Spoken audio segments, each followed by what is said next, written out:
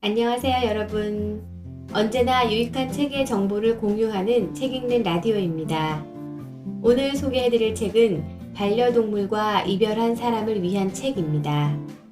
이학범 지음, 김건종 감수입니다. 지은이 이학범님은 수의사이자 수의학신문 데일리벳 대표로 활동 중에 있습니다. 이 책은 대부분 한 번쯤은 경험해봤을 반려동물과의 헤어짐에 대해서 다룹니다. 1장은 반려동물의 여러가지 죽음의 원인에 따라 달라지는 상실의 슬픔, 2장은 이별에 있어서 아직까지는 부족한 한국 사회에서의 인식, 3장은 이별 후 남은 사람의 슬픔에 대해서, 마지막 4장은 이별을 준비하는 방법에 대해서 다뤘습니다.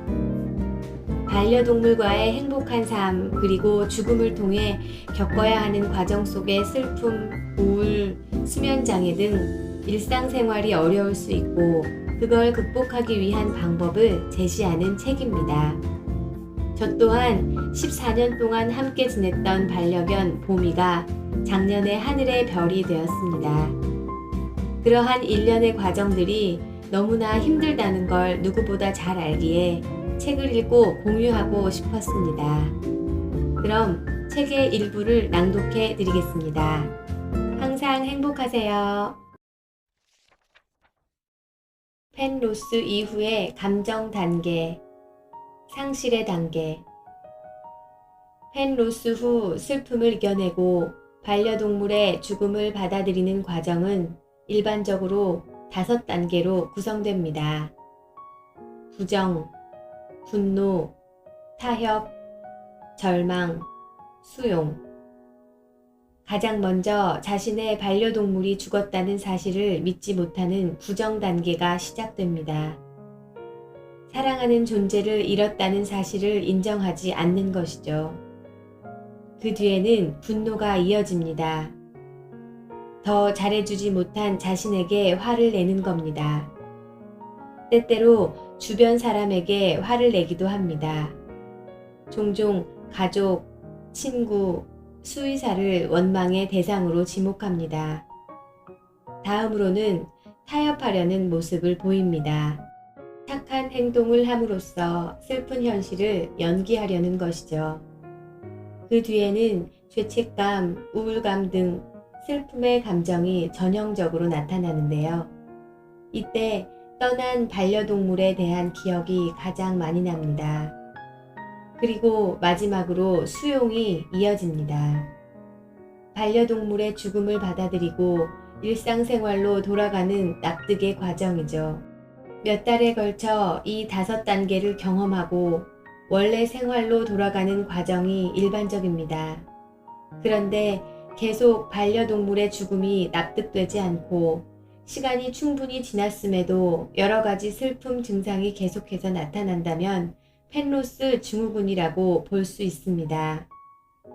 5단계 중 마지막 단계가 오지 않은 채 4번째 단계가 오랫동안 지속되는 상황입니다. 펜로스 후 일반적인 슬픔 과정은 위와 같지만 상황에 따라 슬픔의 종류와 세기가 꽤 달라지기도 합니다. 특히 죽음의 원인과 애착관계 정도에 따라 차이가 생깁니다. 즉, 펜로스 후 슬픔은 사람마다 다를 수 있습니다. 슬픔의 정답은 없습니다. 죽음의 원인에 따라 달라지는 슬픔. 반려동물이 죽는 이유는 다양합니다. 그리고 그 죽음의 원인에 따라 보호자가 느끼는 슬픔의 정도가 달라집니다.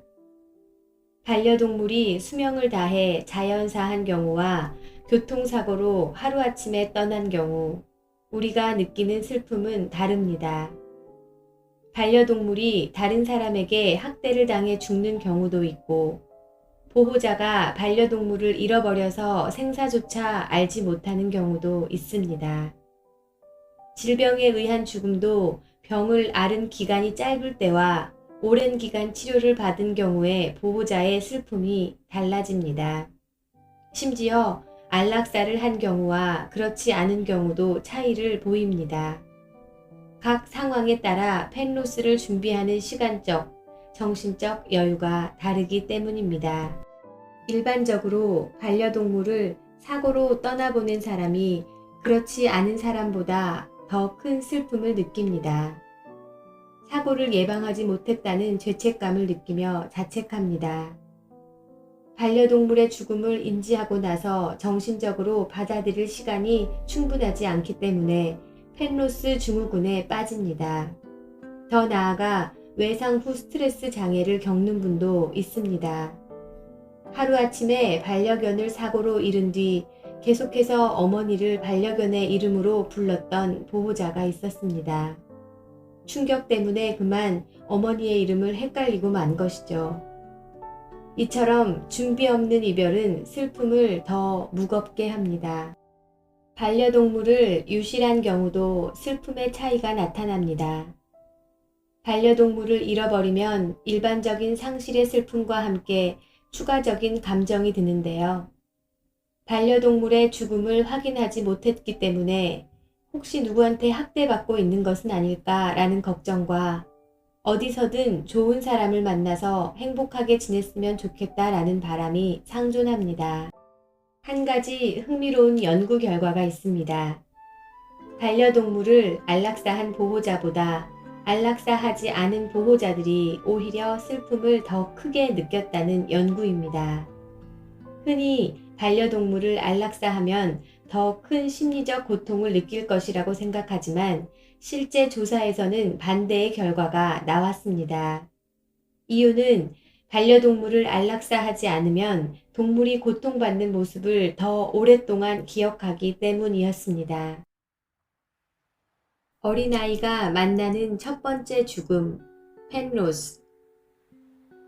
어린 자녀와 함께 반려동물을 양육하는 부모라면 펜로스 후에 자녀들에게 더 관심을 기울여 주셔야 합니다. 어린 자녀에게는 펜로스가 인생에서 경험하는 첫 번째 상실일 수 있기 때문입니다. 부모님과 함께 물고기를 기르던 6살 아이가 있었습니다. 어느 날 물고기가 죽어서 물 위로 둥둥 떠올랐습니다. 그러자 그 아이가 엄마에게 달려가서 "엄마, 물고기가 뭐하고 있어요?" 라고 물었습니다. "죽었구나" 라고 대답하자 아이는 "왜 죽어요? 죽는 게 뭐예요? 죽고 나면 어떻게 돼요? 엄마랑 아빠도 죽어요?" 라고 질문을 이어갔습니다. 한 육아서적에 나오는 사례입니다. 6살 아이도 죽음을 이해하기에는 아직 어린 나이입니다. 보통 만 5세 미만의 어린아이들은 죽음을 제대로 이해하지 못합니다. 죽음에 대한 개념이 아직 성립되기 전이거든요. 보통 만 6세부터 절반 정도의 아이들이 죽음을 이해하기 시작하고 만 8세 정도가 되면 모든 아이가 죽음을 이해한다고 합니다. 따라서 어린 자녀들은 반려동물의 죽음을 영원한 헤어짐이라고 생각하지 않고 잠을 자는 것, 잠시 여행을 떠난 것이라고 받아들입니다. 끝이라는 개념을 아직 이해할 수 없기 때문이죠. 그래서 자녀들은 반려동물이 떠났을 때 "엄마, 코코 어디 갔어? 언제 오는데?" 라고 물을 수 있는데 이때 부모의 대답이 중요합니다. 자녀가 죽음이라는 개념을 무서워하지 않도록 알려주면서 대답을 회피하지 말고 분명히 얘기하는 게 더 좋습니다. 예를 들어 "코코 언제 오는데?" 라는 질문에 "진수가 말을 잘 들으면 온대" 라든지 "진수가 이번에 시험을 잘 봐야 돌아와" 라는 식의 지킬 수 없는 거짓말은 오히려 실망만 안겨주고 부모에 대한 신뢰도를 떨어뜨릴 수 있습니다. "깊은 잠에 빠진 거야" 라는 식의 완곡어법도 자녀에게 혼란을 주기 때문에 추천하지 않습니다. "지금 코코는 매우 아파서 우리가 사는 곳이 아닌 다른 곳으로 먼저 떠났어. 이제 앞으로 만날 수 없을 거야" 라고 부드럽지만 분명한 말투로 확실하게 얘기해주는 편이 훨씬 낫습니다. 자녀가 그 말을 100% 이해할 수 없더라도 말이죠. 많은 부모가 펜로스라는 큰 고통으로부터 어린 자녀를 보호하고 싶어 합니다. 그래서 펜로스 전후 슬픔 과정에서 자녀들을 배제하려고 합니다. 하지만 이런 부모들의 행동에 자녀들은 오히려 소외감을 느낄 수 있습니다. 반려동물과의 이별을 앞두고 있을 때부터 자녀에게 죽음에 대해 알려주고 현 상황에 대해 천천히 설명해 주는 게 도움이 됩니다. 함께 반려동물의 사진을 모아 사진첩을 만들고 물품을 같이 정리하는 것도 추천합니다. 반려동물을 화장할 거라면 반려동물 장례식장에 같이 가는 것도 자녀의 이해를 도울 수 있습니다. 어린 자녀 몰래 반려동물 장례를 치르는 건 자녀에게 큰 배신일 수 있습니다. 아이들도 누구보다 반려동물을 사랑했기 때문에 반려동물에게 인사를 할 기회가 있어야 하지 않을까요? 반려동물 납골당에 찾아갈 때 자녀를 데려가는 방법도 있습니다. 또한 자녀가 분리불안에 빠지지 않도록 함께 많은 시간을 보내야 합니다. 일찍 퇴근하려고 노력하고 같이 놀러 다니면서 긍정적인 시간을 보내는 거죠. 그럼 죽음을 부정적으로 받아들이지 않게 됩니다. 어린아이들은 펜로스 경험을 통해 죽음이라는 개념을 이해하게 되고 이별하는 법을 배웁니다. 반려동물이 아이에게 얼마나 특별한 존재였는지 스스로 돌아보고 말할 기회도 얻게 되죠. 실제로 반려동물과 함께 살아온 아이들이 그렇지 않은 아이들보다 죽음을 더 잘 이해하고 이별과 상실로 슬퍼하는 사람들을 더 잘 공감해준다는 연구 결과도 있습니다. 아동 발달센터를 운영하는 셸던 에이커스 박사는 아이들이 이별과 죽음에 대해 얼마나 빨리 이해하는지는 전적으로 이별과 상실 과정에서 부모들이 얼마나 진실하게 설명하는지에 달려 있다고 말하기까지 했습니다. 따라서 부모로서 펜로스를 경험한 아이가 건강하게 죽음을 이해할 수 있도록 돕는 노력을 해야 합니다. 물론 부모 스스로 자신의 슬픔을 돌아보는 것도 필요합니다. 자녀 앞에서는 강한 어른이지만 사실 부모님도 반려동물을 떠나보내 슬픈 보호자잖아요. 반려동물이 아이보다 어른을 잘 따르기 때문에 아이보다 부모의 상실감이 더 크고 더 심한 펜로스 증후군에 빠질 수 있습니다. 펜로스 후 혼란스러워할 자녀를 위해 노력하면서 자신의 마음도 꼭 함께 돌봐주세요. 강아지 천국이나 고양이 천국처럼 반려동물과 이별한 아이와 어른 모두를 위한 그림책을 함께 보면서 먼 소풍을 떠난 반려동물이 다른 세상에서 행복하게 살고 있다고 얘기해주면 어떨까요? 또 떠난 반려동물을 기억하면서 자녀와 함께 편지를 써보고 사진을 보면서 과거 추억을 이야기하는 방법도 추천합니다.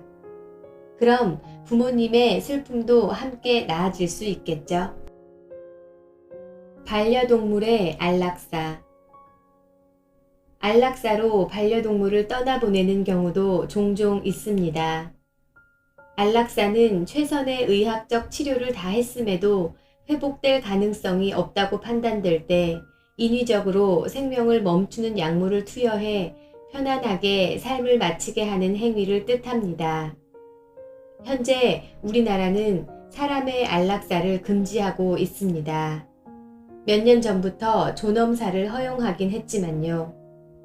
존엄사는 회복 불가능한 사망 단계에서 의학적으로 불필요하다고 판단되는 무의미한 연명치료를 중단하여 인간으로서 최소한의 품위를 지키면서 자연스럽게 죽을 수 있도록 하는 행위입니다. 인위적으로 죽음에 이르게 하는 안락사와는 차이가 있습니다. 사람의 안락사는 금지되어 있지만 동물의 안락사는 허용되어 있습니다. 그리고 의외로 많은 동물이 안락사로 삶을 마무리합니다. 동물 안락사의 과정은 생각보다 간단합니다. 먼저 마취제를 통해 동물의 의식을 완전히 소실시킵니다. 동물은 의식이 소실되기 때문에 통증을 전혀 느낄 수 없습니다. 그 상태에서 심장이나 호흡을 멈추는 약물을 투여합니다. 안락사 약물이 혈액으로 들어가면 빠르게는 수초 내에, 길어도 1분 안에 동물은 죽음을 맞이하게 되죠. 간혹 안락사 약물이 투입될 때 동물이 고통스러워하는 듯한 모습을 보일 수 있지만 이는 신체적인 반응일 뿐 실제로는 마취가 된 상태이므로 아무런 통증을 느끼지 못합니다. 사람의 안락사와 가장 큰 차이점은 동물이 스스로 자신의 의견을 전달할 수 없다는 점입니다. 반려동물은 나 이제 보내줘. 지금까지 최선을 다했잖아. 나 이제 힘들어. 그동안 고마웠어. 라고 우리에게 말하지 못합니다. 따라서 수의사가 처음 안락사 얘기를 꺼내면 대체 언제 안락사를 해야 하는지 고민할 수밖에 없습니다. 수의사에게 선생님, 지금이 정말 그때인가요? 바로 지금인가요? 때가 되면 해피가 저에게 얘기해 줄까요? 정확한 시점을 제가 알게 되나요? 라고 묻는 경우가 많습니다. 이때 수의사가 수의학적인 판단 아래 객관적으로 설명을 해주겠지만 최종 선택은 결국 보호자의 몫입니다. 문제는 언제 안락사를 하더라도 안락사를 한 뒤에 후회가 찾아온다는 점입니다. 내가 너무 빨리 안락사를 결정한 건 아닐까? 아이가 며칠이라도 더 행복한 시간을 보낼 수 있지 않았을까라고 후회하는 분도 있고, 가족 중에 나만 안락사를 반대하다가 너무 늦게 보내줘서 미안해. 내 욕심에 네가 마지막을 너무 힘들게 보낸 것 같아 라며 후회하는 분도 있습니다. 안락사는 해도 후회, 안 해도 후회라는 말이 있을 정도입니다. 이런 후회는 완벽한 어느 한 시점에 안락사를 해야 한다고 생각하기 때문에 생깁니다. 하지만 안락사의 완벽한 시점은 없습니다. 동물행동의학 전문가인 김선아 수의사는 안락사 시점에 대해 시간의 창문이 열려 있다고 말합니다. 안락사 시점은 특정한 찰나의 순간이 아니라 창문이 열려 있는 동안 언제든지 해도 괜찮다는 뜻입니다. 마치 창문이 열려 있으면 언제든지 새가 날아갈 수 있는 것처럼요. 따라서 특정한 시점을 정확하게 잡아내기 위해 애쓰지 말고 반려동물과의 마지막 시간을 보내면서 행복한 추억을 만드는 것은 어떨까요? 안락사 시점을 찾기 위해 노력하다가 오히려 마지막 순간을 제대로 보내지 못해 후회할 수도 있거든요. 안락사에 대해 궁금한 게 많을 겁니다. 안락사가 필요한 경우라면 동물병원 수의사에게 궁금한 점을 최대한 많이 물어보시길 바랍니다. 주저할 필요가 전혀 없습니다. 안락사 과정은 어떻게 되는지, 안락사를 할 때 사용할 약물은 무엇인지, 안락사 전후로 반려동물과 함께 있을 시간을 주는지 등에 대해 질문하셔도 괜찮습니다. 안락사를 위한 별도 공간이 있는지, 다른 진료가 적고 조용한 시간에 예약을 잡아줄 수 있는지 등을 묻는 것도 가능합니다. 최근에는 보호자가 안정을 취할 수 있도록 아로마 향이 나거나 조명을 조절할 수 있는 장치와 촛불 등이 있는 별도 공간을 마련한 동물병원도 있으니 참고하시길 바랍니다. 흔히 자연사를 하면 천수를 누렸다고 생각하는데 안락사를 하면 빨리 죽었다고 안타까워하는 경우가 많습니다. 그러나 영어로 안락사의 이유는 좋은이라는 의미입니다. 결국 안락사는 그 어원 자체가 좋은 죽음을 뜻합니다. 질병에 따른 고통을 참으며 억지로 생을 연장하는 것보다는 안락사가 더 좋을 수 있습니다. 수의사는 보통 어떤 치료를 해도 회복시킬 수 없을 때 안락사를 권합니다. 가장 강력한 마약성 진통제를 사용해도 동물이 통증을 느끼는 시기이기도 합니다. 이 시기가 되면 스스로 진통제를 계속 투여하는 것이 진정 동물을 위한 것인지 아니면 인간이 욕심을 부리는 것인지 고민해봐야 합니다. 수의사 입장에서도 안락사라는 단어를 꺼내기가 어렵습니다. 동물을 살리기 위해 수의사가 됐는데 자신의 손으로 동물을 보내야 하기 때문이죠. 이처럼 동물의 안락사는 보호자와 수의사 모두에게 쉽지 않은 결정이지만 동물을 위해 가장 좋은 방법이 무엇인가 라는 중요한 고민을 통해 해답을 찾아야만 합니다. 안락사 결정이 과연 잘한 일이었는지 계속 고민하는 분도 있습니다. 이런 고민을 줄이기 위해 안락사를 결정하기 전에 반려동물의 삶의 질을 측정할 수 있는 평가표를 이용하는 것을 추천합니다. 아래의 평가표와 함께 수의사의 조언을 고려하면서 지금이 안락사를 할 수 있는 창문이 열려 있는 시간인지 판단해 보길 바랄게요. 반려동물의 삶의 질 평가표. 반려동물의 삶의 질을 측정해보는 평가표입니다. 미국에서 만들어져서 우리나라 현실과 다를 수 있고 심리 상태에 따라 결과가 달라질 수 있는 주관적인 평가표라는 점을 고려해야 합니다. 내 반려동물을 생각하면서 아래의 7가지 항목에 대해 각각 0에서 10까지 점수를 매겨보세요. 반려동물이 보여주는 반응이 긍정적일수록 높은 점수를 주면 됩니다. 이때 총점이 35점이 넘으면 계속 관리를 해볼 수 있지만 35점 미만의 점수가 나오면 안락사가 추천됩니다. 첫 번째, 통증. 반려동물이 얼마나 아파하나요? 통증을 자주 느끼는 것 같은가요? 두 번째, 식욕. 가장 잘 먹을 때와 비교했을 때 현재 반려동물의 식욕이 어느 정도라고 생각하시나요? 세 번째, 탈수 상태. 반려동물의 탈수 정도가 어떻다고 생각되나요? 피부의 탄력도를 통해 탈수 정도를 추측할 수 있습니다. 네 번째, 위생 상태. 반려동물의 위생 상태가 어떤가요? 반려견이 누워서 지낸다면 대소변 때문에 털이 엉망이 될 수 있습니다. 반려묘가 아파서 그루밍을 제대로 못하거나 화장실을 잘 못 가도 위생 상태가 나빠지죠. 다섯 번째, 행복. 반려동물이 현재 얼마나 행복감을 느낀다고 보시나요? 내가 집에 돌아왔을 때, 좋아하는 음식을 줬을 때 얼마나 즐거워하나요? 여섯 번째, 운동성. 반려동물이 얼마나 움직일 수 있나요? 반려견의 경우 산책할 때 얼마나 잘 걷는지, 과거와 비교했을 때 산책하는 시간이 얼마 정도 되는지를 측정해 볼 수 있습니다.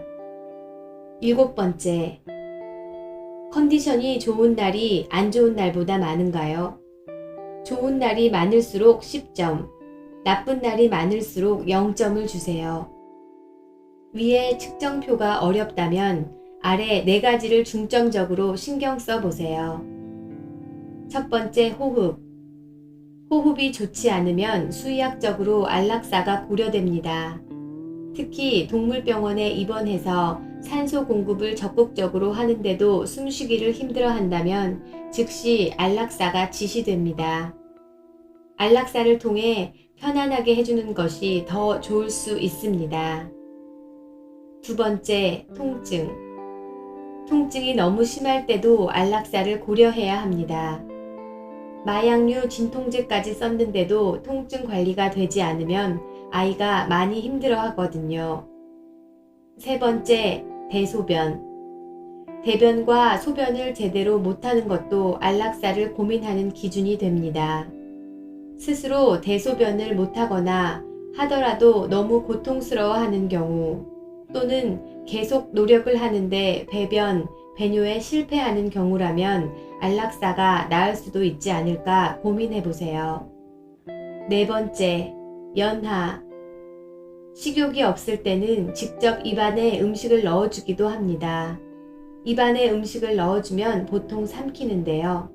아예 음식을 삼키지도 못한다면 안락사를 고민할 시점입니다. 반려동물의 마지막 시그널. 동물병원에서 제대로 먹지도 못하는 널 보면서 죽는 날까지 조금이라도 편하게 해주고 싶은 마음에 집으로 데려왔지.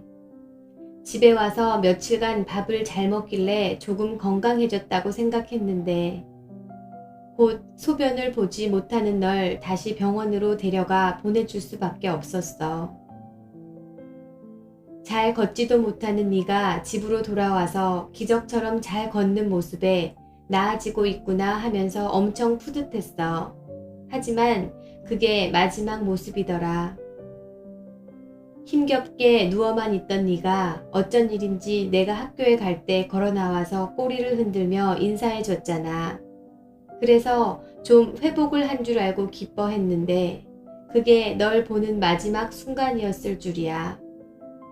네가 가는 모습을 보면 내가 힘들어질까봐 아침에 힘내서 인사해 준 거지? 위 사연들처럼 오랫동안 아팠던 동물이 떠나기 직전에 잠시 건강한 모습을 보이기도 합니다. 우리의 걱정을 조금이라도 덜어주기 위한 배려가 아닐까요? 반려동물은 마지막까지도 우리에게 많은 걸 느끼게 해주는 네 발 달린 스승입니다. 반려동물이 죽기 며칠 전 좋은 컨디션을 보여주는 경우가 있어서 그런지 그들이 떠나기 전에 어떤 모습인지 궁금해하는 분들이 많습니다. 반려동물은 보통 무지개 다리를 건너기 직전에 어떤 행동을 보일까요? 우선 식욕이 없어집니다. 음식과 물을 거부하는 게 죽기 전에 흔히 보이는 행동 변화 중 하나입니다. 사람 환자의 경우 식욕이 없더라도 회복을 위해 식사를 열심히 할 수 있지만 동물은 다릅니다. 아무리 우리가 원해도 아파서 식욕이 없으면 스스로 먹으려 하지 않죠. 음식과 물을 모두 거부한다면 강제 급여를 해볼 수 있는데요. 마지막에는 입에 넣어준 음식조차 삼키지 못합니다. 활동량이 감소하고 주변 사물에 대한 관심이 줄어드는 것도 신호입니다. 죽음이 가까워질수록 작은 움직임에도 피곤함을 느끼면서 활동량이 급격히 줄어들 수 있거든요. 종일 누워있고 평소 좋아하던 장난감에도 반응하지 않습니다. 산책을 매우 좋아했던 반려견이 산책하는 걸 싫어하게 될 수도 있습니다. 오랜만에 만난 가족에게 반가움을 표시하지 못할 정도로 힘이 없다면 무지개 다리를 건널 시간이 얼마 남지 않았다는 뜻입니다. 식욕이 줄면서 음식을 잘 먹지 못하고 신체가 점점 제 기능을 하지 못하면서 체중도 감소합니다. 마지막 순간 뼈밖에 남지 않은 가녀린 반려동물의 몸이 우리의 마음을 매우 아프게 하죠. 대소변을 못 가리는 것도 떠나기 전에 보이는 증상입니다. 화장실에 갈 힘이 없고 관략근이 풀려 누워있는 채로 대소변을 보는 경우도 많습니다. 너무나 안타까운 순간이죠. 그래도 최선을 다해 물티슈로 닦아주고 자세를 자주 바꿔주는 게 좋습니다. 무지개 다리를 건너기 직전에는 체온이 빠르게 떨어집니다. 배나 다리를 만져봤는데 아이의 몸이 차갑다면 이별의 순간이 가까워졌다고 생각해야 합니다. 담요를 깔아주고 난로를 틀어서 마지막에 춥지 않도록 배려해 주세요. 마지막 순간에 우리 곁으로 다가오는 일도 있습니다. 아마 평생 잘 돌봐준 엄마, 아빠의 품에서 마지막을 보내려는 것이겠죠. 특히 고양이는 이별의 순간이 다가오면 오히려 더 응석을 부리고 집사를 졸졸 따라다니곤 합니다. 가장 흔하게 어디론가 숨으려는 행동을 보입니다. 반려동물이 죽음 직전에 어둡고 조용한 곳을 찾아 들어가는 경우가 많은데요. 3가지 이유가 있습니다. 첫째, 야생의 본능이 남아있기 때문입니다. 야생에서는 동물이 아픈 모습을 보이면 포식자의 표적이 됩니다. 그래서 동물은 아프고 약한 모습을 보이지 않으려는 본능이 있습니다. 마지막 순간이 오면 최대한 자기를 보지 못하도록 어두운 곳으로 숨습니다. 둘째, 사랑하는 가족에게 마지막 모습을 보여주고 싶지 않아서 그런 행동을 합니다. 셋째, 반려동물은 조용하고 어두운 곳에서 안정감을 느낍니다. 기력이 떨어지고 감각도 둔해진 반려동물에게는 다양한 외부 자극이 오히려 스트레스가 될 수 있습니다. 그래서 방해받지 않는 곳을 찾아가려고 합니다. 개인적으로 첫 번째 이유보다는 두 번째, 세 번째 이유로 무지개 다리를 건너기 전에 조용한 곳을 찾는다고 생각합니다. 집에서 가족과 오랫동안 행복하게 살아온 반려동물이라면 포식자의 위협에 대한 걱정보다 가족을 생각하는 마음이 더 클 것 같거든요. 나이든 반려동물이 계속 조용한 곳으로 숨고자 한다면 억지로 밝은 곳으로 꺼내려 하지 말고 반려동물이 스스로 준비하는 마지막을 조용히 지켜봐 주세요. 가만히 옆에 앉아 동물을 쓰다듬어주고 낮은 목소리로 행복했던 순간들을 천천히 들려주세요. 동물이 평소 좋아했던 장난감이나 물건을 옆에 가져다 주는 것도 좋습니다. 편안함과 안정감을 더 느낄 수 있도록 말이죠. 시끄러운 물건을 치우고 불을 꺼주는 것도 도움이 됩니다.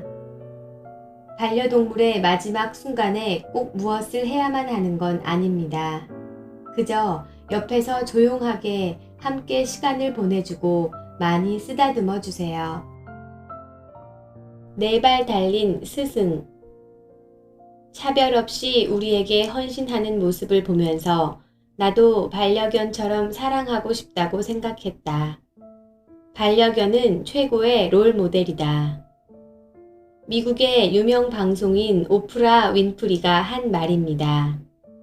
반려동물은 우리의 직업이 뭔지, 돈이 얼마나 많은지, 몸무게가 얼마인지 신경 쓰지 않고 우리를 사랑합니다.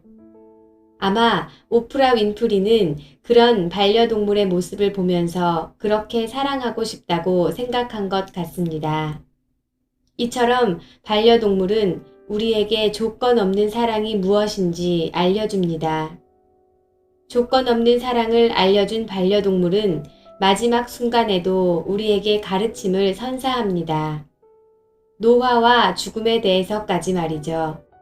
폴로가 아픈 걸 보면 내가 10년에서 20년 뒤에 어떻게 아플지 읽히잖아요. 폴로를 보면서 많은 생각을 하게 돼요.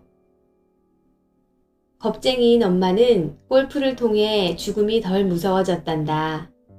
골프는 분명 하늘나라에 갈 테니 골프를 다시 만나기 위해 착하게 살게. 엄마도 하늘나라에 갈 수 있도록 말이야. 반려동물은 15년에서 20년 남짓한 짧은 시간 동안 생로병사를 다 보여주면서 각 단계마다 우리가 무엇을 해야 하는지 미리 알려줍니다. 인생의 선배처럼 말이죠. 오죽하면 반려동물은 4발 달린 스승이라는 말까지 있을까요? 저도 이렇게 이별이 빨리 올 줄 몰랐어요. 이별할 순간이 되니 시간을 붙잡고 싶더라고요. 후회를 남기지 않으려고 아이를 살리기 위해 모든 노력을 다했어요. 그런데 지금 돌이켜보면 조금만 더 내 곁에 있기를 바라는 욕심에 아이를 더 힘들게 한 건 아닌가 싶어요. 마지막 순간이 다가오는 걸 직감하고 유모차에 태워 아이가 평소 좋아했던 장소에 갔어요. 힘들어하던 아이가 안정을 찾고 편안해지더라고요. 남은 시간을 행복하게 보내기보다 1초라도 더 오래 살게 하려고 노력했던 제 자신이 후회됐어요.